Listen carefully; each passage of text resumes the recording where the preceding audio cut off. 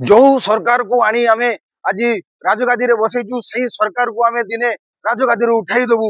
जो सरकार को आमे समस्त मिसे राजगादी रे बसैचु पुणी सही सरकार को आमे राजरास्ता को आनी बसैबु। ए खरार स्थिति से सहिबे, ए ठंडार जो वर्षार प्रकोप से जानिबे, सेते बेले चिंता करिवे कष्ट प्रकृति कोन। आज तुम माने बुझी पारुछ जे सरकार परिवर्तन कला परे कोन फलटा भोगु। तेनु आज सेही फलटा भोगुछ। नवीन पटनायक को हरेकी देखिबा 24 वर्ष सीए गोटे थिले तांको हरेकी आउ थरे नुवा सरकार को आनी देखिबु।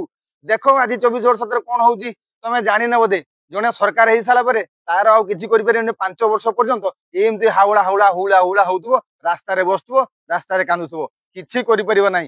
खाली भाषण दबार नागिल राज रास्ता रू ताकू उठे देव कौन टा तुम कर 24 वर्ष थिले नवीन पट्टनायक तुम पूरा फाटुला सब ना।